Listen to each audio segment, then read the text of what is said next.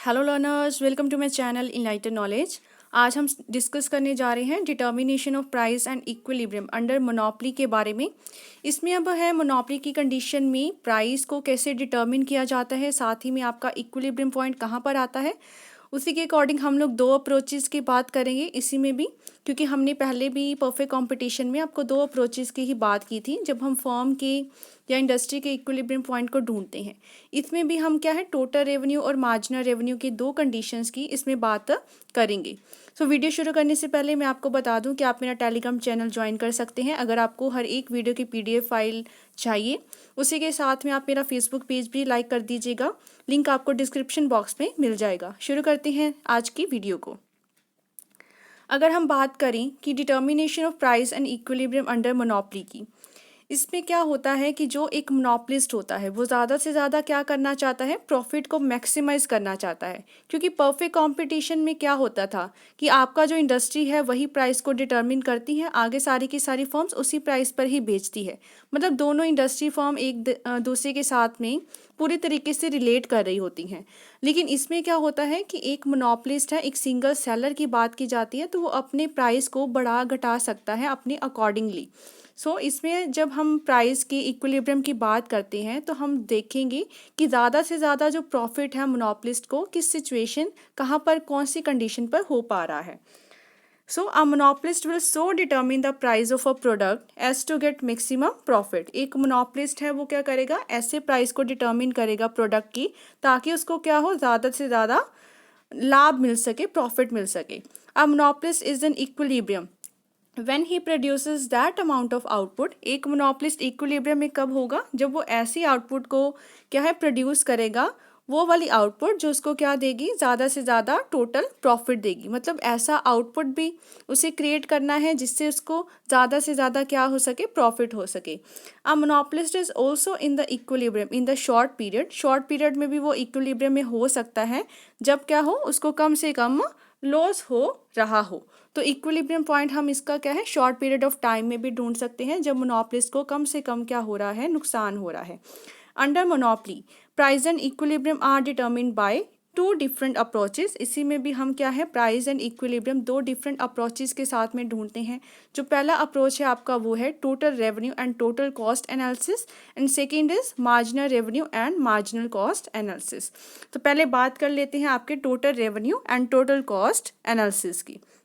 अगर हम total revenue और टोटल कॉस्ट के अकॉर्डिंग देखें तो सबसे पहले आपको फॉर्मूला अगर याद हो, पाई इज इक्वल टू, पाई क्या होता है, प्रॉफिट। वो कैसे निकालते हैं, टोटल रेवेन्यू में से जब हम टोटल कॉस्ट को क्या कर देते हैं, माइनस कर देते हैं।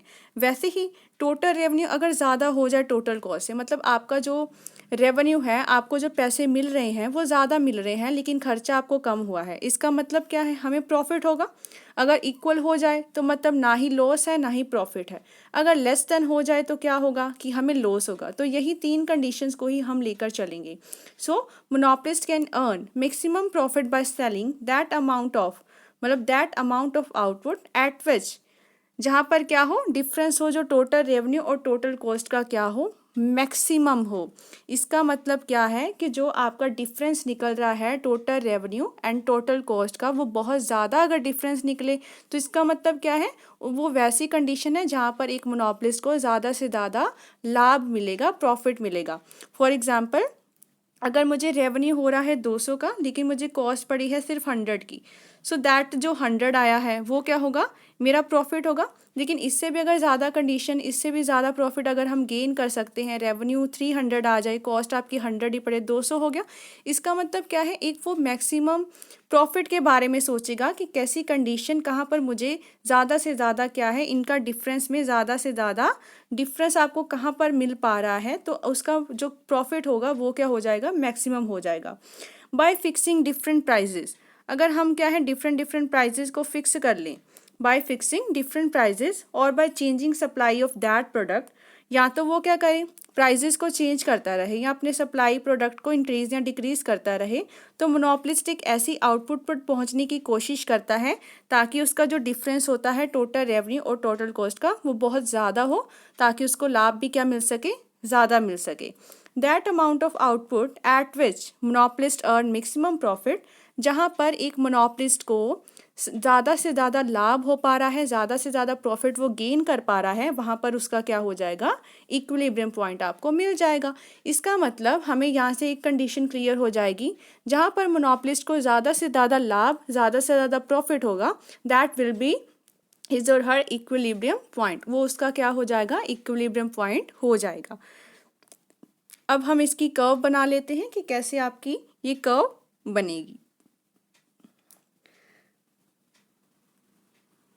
तो नीचे आपको क्या लेना है, आउटपुट को लेना है कि कितनी आउटपुट हम लोग प्रोड्यूस करने जा रहे हैं, और वाई एक्सिस पे हमें क्या लेना है, हमारा कॉस्ट या हमारी रेवेन्यू क्या बन रही है, क्योंकि कॉस्ट और रेवेन्यू कर्व से ही हम क्या निकालने वाले हैं, प्रॉफिट को निकालने वाले हैं। तो अगर बात करें मोनोपोलिस्ट को प्रॉफिट अर्न कहाँ पर होता है, जब डिफरेंस जो टोटल रेवेन्यू का और टोटल कॉस्ट का सबसे ज़्यादा होता है, जिस वजह से हम लोग फिगर में देखेंगे। आपको अगर परफेक्ट कंपटीशन वाली फिगर याद हो, total profit total revenue total cost वाली, तो आप इजीली ये भी बना सकते हो। बस उसमें फ़र्क क्या आएगा, इसमें टोटल रेवेन्यू का जो कर्व बनेगी वो कैसे बनेगी, वो इंक्रीजिंग वे में बनेगी, क्योंकि उसमें तो हम कांस्टेंट ले रहे थे ना, क्योंकि प्राइस परफेक्ट कंपटीशन में क्या रहता है, कांस्टेंट रहता है, लेकिन इसमें प्राइस क्या होता है, डिफरेंट हम लोग ले सकते हैं। तो पहले मैं बना लेती हूँ टोटल कॉस्ट आपकी कर्व कैसे बनेगी। टोटल कॉस्ट कर्व आपकी जो आपकी ओ एक्सिस होती है उसके थोड़ा सा ऊपर शुरू होती है। इसके पीछे रीज़न क्या था, क्योंकि कहीं ना कहीं आपको जो फिक्स्ड कॉस्ट है वो पड़ रही होती है, भले कुछ प्रोड्यूस हो भले कुछ ना प्रोड्यूस हो। इसका मतलब ज़ीरो आउटपुट पे भी आपको कुछ ना कुछ कॉस्ट क्या है, बियर करनी पड़ती है। तो ये ऐसी आपकी क्या बन जाती है, टोटल कॉस्ट बन जाती है। ये सारा का सारा कॉस्ट चैप्टर में पूरे अच्छे तरीके से आपकी जो कर्व्स हैं वो क्लियर कर दी गई हैं। वो वीडियो आप लोग देख सकते हो अगर आपको थोड़ा सा भी इनमें डाउट है तो। जो आपकी सारी की सारी कर्व्स है उसी बेसिस पर बनाई जाएंगी। नेक्स्ट हम बात कर लेते हैं टोटल रेवेन्यू की। जो टोटल रेवेन्यू है वो आपके ज़ीरो से ही पॉइंट से शुरू होगी, क्योंकि जैसे जैसे ही आपकी आउटपुट इंक्रीज होगी वैसे वैसे क्या है, टोटल रेवेन्यू आपका बढ़ना शुरू हो जाएगा। तो वो हम बना लेते हैं, इस पॉइंट से वो शुरू करेंगे। तो ये ऐसे बनती है टोटल रेवेन्यू। ये आपकी टोटल रेवेन्यू हो गई। अब हम बनाएंगे टोटल प्रॉफिट की कर्व। अब टोटल प्रॉफिट की कर्व देखने से पहले आप ये देखिए कि इसमें सबसे बड़ा डिफरेंस कहाँ पर आ रहा है। इसको निकालने के लिए हम क्या करते हैं, इसमें टेंजेंट ड्रॉ कर लेते हैं। टेंजेंट को फिर मिला देंगे और ये आपका जो ये एरिया निकला है ये मतलब हमें क्या दे रहा है, ज़्यादा से ज़्यादा प्रॉफिट देगा। इसका मतलब ये है कि आपका रेवेन्यू इतना है जो हम ऊपर वाली टेंजेंट ड्रॉ की है और आपकी कॉस्ट इतनी पड़ रही है। तो इस अकॉर्डिंग आपका इस कंडीशन पर जो प्रॉफिट होगा वो भी क्या होने वाला है, मैक्सिमम होने वाला है। अब प्रॉफिट की कर्व को बना लेते हैं। जब देखो प्रॉफिट की कर्व हमारे लॉस से शुरू होगी। क्यों, क्योंकि एक ऐसी कंडीशन है ना यहाँ पर देखो कि आपकी जो हम पी पॉइंट यहाँ पर ले लेते हैं, आपका जो कॉस्ट है वो ज़्यादा पड़ रहा है रेवेन्यू से। इसका मतलब प्रॉफिट क्या होगा, नेगेटिव होगा। धीरे धीरे जैसे जैसे ये गैप फुलफिल होना शुरू हो जाए तो आपका जो प्रॉफिट है वो यहाँ पर आ जाएगा, सबसे ज़्यादा यहीं पर है, बढ़ जाएगा। उसके बाद फिर से क्या है, डिक्रीज होना शुरू हो जाएगा। तो ये आपकी क्या बन जाएगी, टोटल प्रॉफिट वाली कर्व। ये मैं सारा कुछ आपको एक्सप्लेन करती हूँ। पहले आपसे डायग्राम देख लीजिए, हम पॉइंट्स इनको दे देते हैं। यहाँ पर आपका एम पॉइंट आ गया, ये आपकी जो टेंजेंट ड्रॉ की है ए और बी पॉइंट, और जहाँ पर ये फिर से इसको कट कर रहा है दैट इज एंड पॉइंट। अब हम डिस्कस कर लेते हैं कि कैसे आपकी ये कर्व्स बनाई गई हैं। टीसी आपकी क्या है, टोटल कॉस्ट कर्व है। टोटल रेवेन्यू आपकी टीआर होगी और टीपी आपकी क्या है, टोटल प्रॉफिट कर्व। और it start from point R, जो कि मैंने आपको बता ही दिया है कि आर पॉइंट से आपकी ये क्या है, शुरू हो रही है, क्योंकि कहीं ना कहीं आपको जो फिक्स्ड कॉस्ट है वो भी बियर अप करनी पड़ रही है और प्रॉफिट आपके नेगेटिव में जा रहे हैं। टोटल रेवेन्यू इंक्रीज करती रहती है, जैसे जैसे आप आउटपुट को क्या है, फर्म की आउटपुट इंक्रीज होती रहती है। Total revenue also increases in the beginning. अगर हम बिगनिंग की बात करें तो total revenue is less than total cost. यहाँ पर आ जाओ आर पॉइंट पे, ये है ना बच्चे आपकी, आप देख सकते हो ये है आपकी टोटल कॉस्ट। तो टोटल कॉस्ट क्या है, ज़्यादा है ये वाली कंडीशन में। टोटल कॉस्ट आपकी ज़्यादा पड़ रही है टोटल रेवेन्यू से। इसका मतलब मुझे क्या हो रहा है, लॉस हो रहा है। वो हमने देखो लॉस नीचे दिखा ही दिया है, नेगेटिव में जा रहा है ना ये आपका प्रॉफिट। प्रॉफिट कहाँ जा रहा है, नेगेटिव में जा रहा है, क्योंकि आपको लॉस हो रहा है। इसका मतलब ये वाला जो पोर्शन है वो लॉस को इंडिकेट करता है। अब आ जाओ एम पॉइंट पे। एम पॉइंट क्या है, जो इंटरसेक्ट कर रहे हैं, दोनों के दोनों यहाँ पे क्या कर रहे हैं, इंटरसेक्ट। इसका मतलब क्या है, ये भी आपको ध्यान रखना है, जहाँ पर ये इंटरसेक्ट करेंगे वहाँ पे आपका प्रॉफिट भी क्या होगा, ज़ीरो हो जाएगा। क्यों, टोटल कॉस्ट अगर टोटल रेवेन्यू के इक्वल हो जाए, टोटल रेवेन्यू में से टोटल कॉस्ट माइनस कर दो तो ज़ीरो ही हो जाएगा। 20 में से 20 गए ज़ीरो, कुछ भी आप अगर लेते हो, इसका मतलब ये ऐसी कंडीशन है जहाँ पर फर्म को क्या होगा, ना ही प्रॉफिट ना ही लॉस वाली सिचुएशन है। और इस चीज़ को ही हम लोग क्या कहते हैं, ब्रेक इवन पॉइंट। जो आपका एम पॉइंट आया है ना, वो क्या है, ब्रेक इवन पॉइंट है। यहाँ पर मतलब ना ही फर्म को प्रॉफिट हो रहा है ना ही फर्म को लॉस हो रहा है। और टीपी पे आप लोग सी पॉइंट देख सकते हैं। अब नेक्स्ट आ जाओ, धीरे धीरे क्या हुआ, आपका रेवेन्यू बढ़ना शुरू हो गया, कॉस्ट कम होनी शुरू हो गई। तो जो ये वाला सारा का सारा पार्ट है वो क्या आपको बताता है कि हमारा रेवेन्यू ज़्यादा है किससे, टोटल कॉस्ट से। ये आपका रेवेन्यू क्या हो गया, टोटल कॉस्ट से ज़्यादा। तो ये सारी कंडीशन क्या है, प्रॉफिट वाली है। लेकिन ढूंढना क्या है, मैक्सिमम प्रॉफिट। मैक्सिमम प्रॉफिट ढूंढने के लिए हमने टेंजेंट ड्रॉ किए, जिससे हमें पता लगा कि गैप कहाँ पर ज़्यादा है। तो गैप हमने ढूंढ लिया कि ये जो पॉइंट है ए बी, वहाँ पर गैप सबसे ज़्यादा है। इसका मतलब यहाँ पे प्रॉफिट भी क्या होगा, ये क्या है आपका प्रॉफिट, सबसे ज़्यादा प्रॉफिट इसी कंडीशन पे होगा। तो हम लोग कह सकते हैं जो ई पॉइंट हमने लिया है, ई पॉइंट पे हमें अपना हाईएस्ट पॉइंट मिलेगा टोटल प्रॉफिट वाला, और जहाँ पे फर्म को क्या मिलेंगे, मैक्सिमम प्रॉफिट मिल जाएंगे। और ओ क्यू क्या होगी, आपकी इक्विलिब्रियम आउटपुट। मतलब ये आउटपुट मैं प्रोड्यूस करूँगी जहाँ पर मुझे ज़्यादा से ज़्यादा क्या होगा, प्रॉफिट होगा। और अगर फर्म अपने प्रॉफिट से भी ऊपर अगर इंक्रीज करने की कोशिश करे, वो और भी आउटपुट प्रोड्यूस करने की कोशिश करे, तो देखो क्या होगा, फिर से वो एंड पॉइंट पे पहुंच जाएंगे। एंड पॉइंट पे भी देख लो, ये डी पॉइंट आ गया ना, नीचे आप लेकर आओगे, मैं आपको क्लियर कर दूंगी बाद में सारा कुछ कि एंड पॉइंट से डी पॉइंट देखो। एंड पॉइंट भी क्या होगा आपका, ब्रेक इवन पॉइंट हो गया, ना ही प्रॉफिट ना ही लॉस। उसके बाद फिर से आपका रेवेन्यू कम होना शुरू हो जाएगा, क्योंकि हम क्या कहते हैं, ऑप्टिमम लेवल से अगर चीज़ों को ज़्यादा प्रोड्यूस किया जाए तो दोबारा से आपको नुकसान होना शुरू हो जाता है, जिस वजह से आपको क्या मिलेगा, फिर से लॉस मिलना शुरू हो जाएगा। यहाँ से आपको पता लग गया होगा कि हम यही कंडीशन को ही लेकर चलेंगे। मैं आपको कर्व दोबारा से बता देती हूँ और आपको अच्छे से क्या है, रिवाइज भी हो जाएगा। अब ध्यान से देखिएगा, धीरे धीरे हम लोग इसको बनाएंगे। सबसे पहले आपने क्या करना है, ये नीचे भी मैं बना देती, ओ पॉइंट है आपकी जो टोटल कॉस्ट है वो यहाँ से शुरू होगी, क्योंकि fixed cost plus variable cost से आपकी टोटल कॉस्ट बनी होती है। कुछ भी ना प्रोड्यूस कर रहे हो तो फिक्स्ड कॉस्ट आपको पड़ेगी ही पड़ेगी। ये आपकी बन जाएगी टोटल कॉस्ट, ये बनी टोटल कॉस्ट। टोटल रेवेन्यू आपका यहाँ से ही होगा, ये ऐसे बनता है टोटल रेवेन्यू।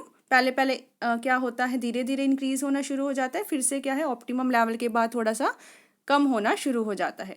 जहाँ पर अब ये कट कर रहे हैं पॉइंट्स, हम वहाँ पर एम और एन पॉइंट्स दे देते हैं। ठीक है, अब क्या है, ज़्यादा से ज़्यादा जहाँ पर प्रॉफिट आपको दिख पा रहा है, जो टेंजेंसी हम लोग ड्रॉ करवाएंगे, जहाँ पर ज़्यादा प्रॉफिट दिख पा रहा है इसको नीचे ले आओ। इस पॉइंट्स को भी क्या करेंगे, नीचे ले आएंगे, क्योंकि यहाँ पर हमने कट करवानी है प्रॉफिट का।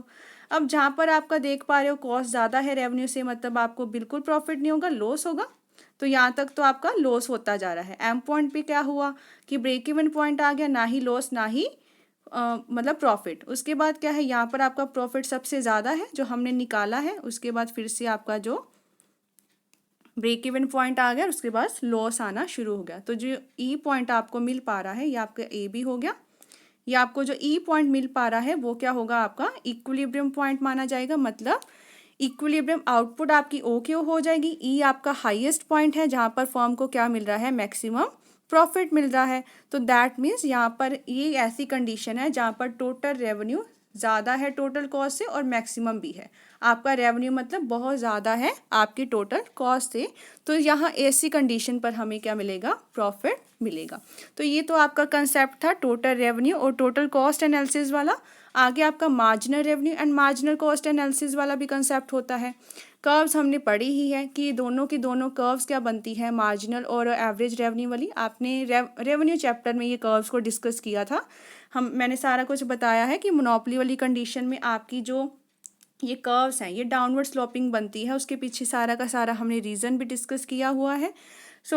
अब इसको हम लोग बनाते हैं। In case of monopoly one can know about price determination, या हम इक्विलिब्रियम पॉइंट ढूंढ सकते हैं कैसे, by marginal revenue and by marginal cost analysis. Marginal अगर जहाँ पे आ गया ना तो दो कंडीशन आपको वहीं फुलफिल करवानी पड़ती है, सारी की सारी same condition. Marginal cost will be equal to marginal revenue, पहली ये, and MC cuts MR curve from the below, दूसरी ये। परफेक्ट कंपटीशन वाली ही कंडीशंस चलेगी, लेकिन इसमें जो आपके ये दोनों के दोनों क्या बनते हैं, डाउनवर्ड स्लोपिंग बनते हैं। आपका ये एवरेज रेवेन्यू बनता है, मार्जिनल रेवेन्यू ज़्यादा फॉल करता है एवरेज रेवेन्यू से, ये सारा कुछ मैंने पढ़ाया हुआ है। अब देख लीजिए कहाँ पर आपका इक्विलिब्रियम पॉइंट आएगा। मानकर चलो हम ये आउटपुट को प्रोड्यूस करवा रहे हैं, ये आपका एक्स एक्सिस, ये वाई एक्सिस। इसका मतलब जहाँ पर आपकी MC कट करके जाएगी, ये मैं दोबारा से एक बार बना देती हूँ, थोड़ा सा और डायग्राम को क्लियर कर देते हैं। ये लीजिए, अब क्या है कि आपकी जो ये बन गई है एवरेज रेवेन्यू ऊपर, मार्जिनल रेवेन्यू ऐसे नीचे। अब हमने दो कंडीशंस को फुलफिल करवाना है कि MC is equal to MR, ये ऐसे कट करके जाएगी। तो कहाँ पर इसको कट करवा रही है, ये वाली कंडीशन देखो ना, यहाँ पे MC is equal to MR fulfil हो रही है, MC is equal to MR।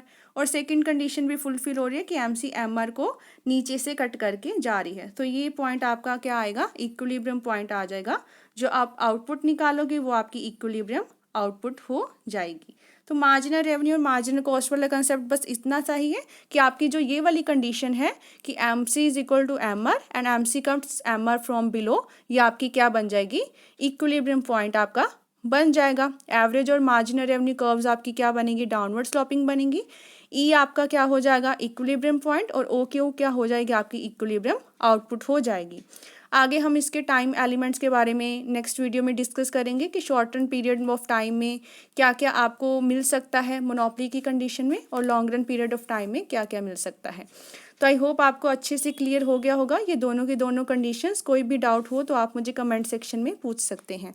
अगर वीडियो हेल्पफुल लगी हो तो इस चैनल को ज़रूर सब्सक्राइब कीजिए, like share and comment and press the bell icon, ताकि हर वीडियो की नोटिफिकेशन आपको टाइम टू टाइम मिलती रहे। Thank you.